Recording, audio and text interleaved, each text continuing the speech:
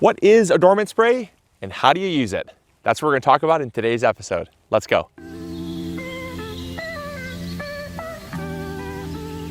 So when it comes to a dormant spray, the first question that most gardeners ask is, what is a dormant spray? Now, a dormant spray is basically an application of one or more different sprays that can help to control things like pests and disease during the off season. It's our first step as gardeners to prevent things that happen during the main growing season. Now, with things like peach trees, you have a whole host of pests that are very specific to peach trees. With apple trees, there's a bunch of pests and diseases that are specific to apple trees.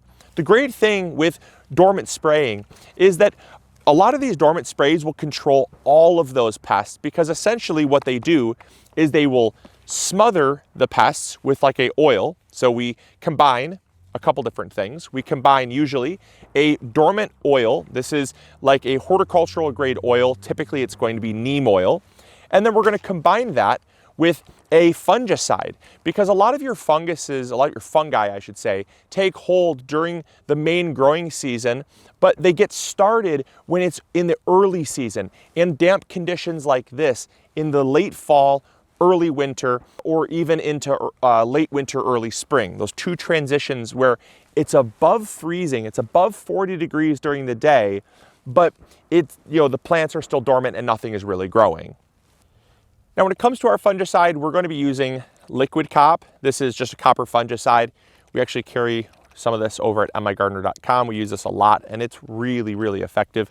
This is what we're going to be using to control things like peach canker, leaf curl, fire blight, a whole host of different fungal diseases that affect things like stone fruits or even apple and pear trees. So that is what we're using for that. Now, for our insects, we're going to be using a smothering oil. This is Captain Jack's Fruit Tree Spray. So I absolutely love this because this contains not only a few other ingredients like wettable sulfur, which controls mildews and fungi as well. So it does act as a fungicide, but not nearly as potent as the liquid cop. But it also has neem oil. It's about 70% neem oil. And so it's really going to help to smother it's going to help to smother those insect eggs, smother any pests or things like scale, which is a hard-bodied insect that will essentially attach to the tree and suck the juices out from the tree, slowly killing it over time. And so what we're doing is we're essentially smothering those because they breathe through their skin. And this is really going to help us knock down our insect numbers during the winter months. So in the spring, when they come out of dormancy, they're already going to be disrupted. Not to mention, a lot of those dormant eggs are also going to be smothered. So even when the time when they would normally hatch, they're going to be smothered as well. Now, I know a lot of you will ask, what about beneficials? We also are very mindful of beneficials. That's why we're spraying right now. The time to use a dormant oil or a dormant spray is when the tree is dormant and there's no pollinators out. The first time you typically are going to hear people using a dormant spray is in late fall to early winter. Just a little bit after Thanksgiving time is when you'd use your first spray. Just after leaf drop, you're going to spray the first application. Then you're not typically going to spray because you want to spray only when it's above 40 degrees, and you want to give a couple hours above 40 degrees for that oil to dry and set on the tree. So it needs to be warm for at least a day or two. And a lot of times that doesn't happen, at least here in Michigan, much at all past December. And so we're lucky today, which is why we're doing it. But typically your first spray is going to be after Thanksgiving.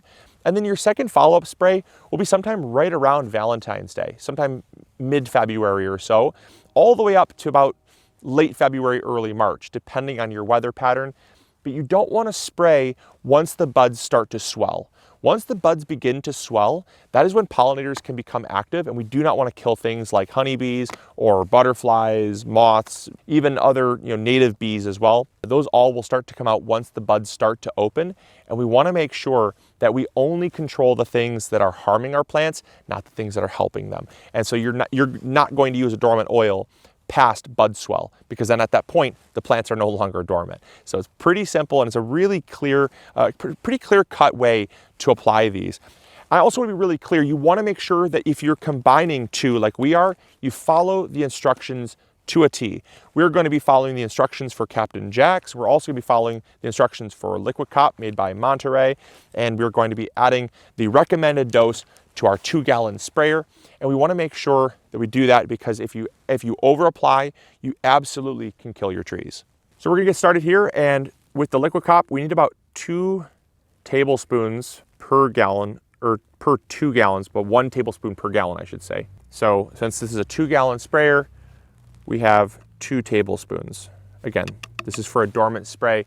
You don't need to be nearly as aggressive, and you shouldn't be as aggressive with these sprays when your trees are dormant. So we're going fairly light. And then with the neem oil here, this neem oil spray, we want roughly 2 tablespoons per gallon. Since we have 2 gallons, we're doing 4 tablespoons into the sprayer. That goes. Now, since these are oils, a lot of times it will say either agitate thoroughly, or what some people will say to do is add a couple drops of dish soap. I always just agitate it very thoroughly. I shake it really well because I want to make sure that the oil actually sticks to the trees. If you break up the surface tension, right? If you emulsify the oil and the waters together, it can kind of destroy some of the smothering capabilities. Just in my opinion, that's what I've kind of discovered using dormant sprays. So we're going to give it a really thorough shake and begin spraying. When it comes to spraying your trees, it is so important you spray upwind so it's not blowing back at you. And it's also really important that you thoroughly soak the tree until it is dripping. Because again, the objective here is to smother. And so it does not make any sense to go light on it. You really want to get a nice coating all over the tree.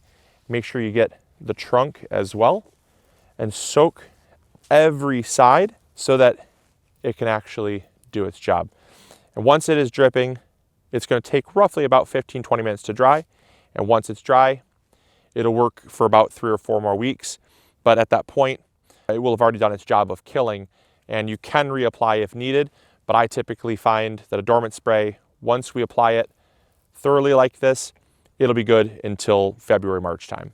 Now, peaches are my main focus. Obviously, with apples and pears, you get things like fire blight.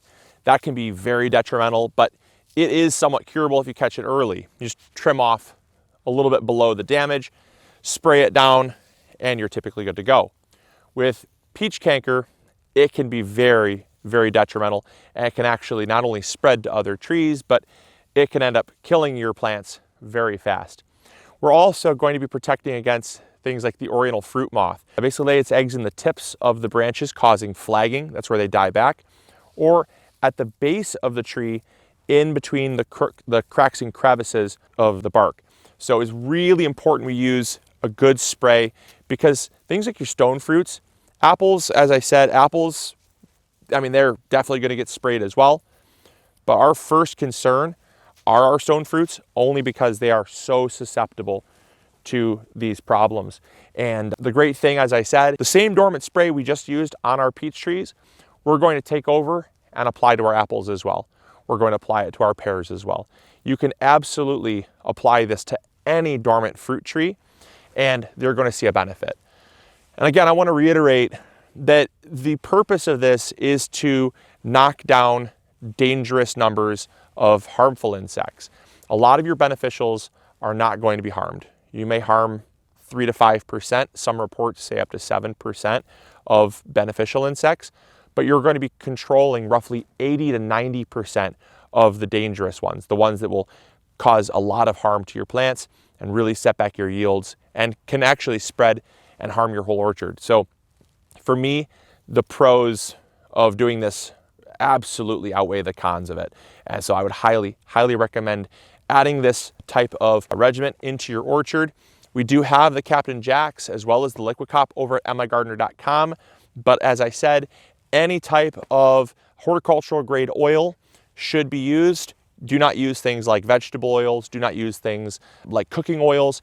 They absolutely should be a horticultural grade oil. And so like I said, I typically start with a oil like neem oil, which is a really reputable oil to use, and then combining that with some type of fungicide. Whatever fungicide you use is up to you, but this can be used for not only organic, practices, but inorganic as well, and it is highly effective. So I'm gonna get the rest of these trees sprayed.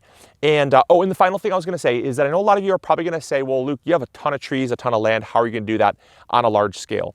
This is just for the video. Eventually what we're gonna do is we're going to get a large pump sprayer, a tank sprayer, that's gonna sit on the back of our side-by-side, and then is battery operated. And essentially it's got a pump that, you know, you just drive and spray.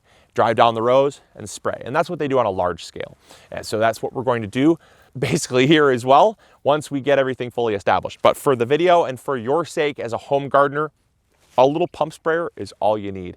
And so I hope you guys enjoyed. I hope you all learned something new. As always, let me know if you enjoyed and what you learned in the comments box down below. Give me a thumbs up, subscribe if you haven't already.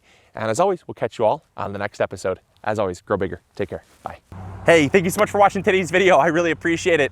If you enjoyed, consider clicking this one. You'll probably enjoy it just as much. I want to thank you for your viewership, because without it, this channel would not be as amazing as it is. Also, if you haven't subscribed, consider subscribing. It's free, and we upload videos every Monday, Wednesday, or Friday. We also have vegetable seeds, fertilizer, or tools. If you need any of those, consider visiting MIgardener.com. Links will be in the description box below. We've got you covered. And as always, we'll see you all in the garden. Take care. Bye.